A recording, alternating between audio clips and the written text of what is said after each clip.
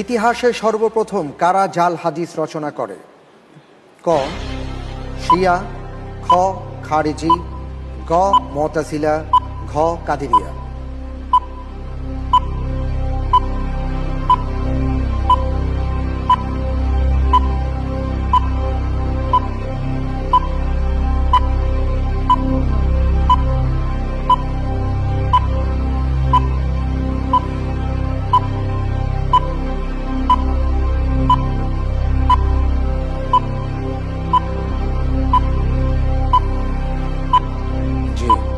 সময় কিন্তু খুব দ্রুত ফুরিয়ে আসছে, আপনাকে দ্রুত উত্তরটি দিতে হবে।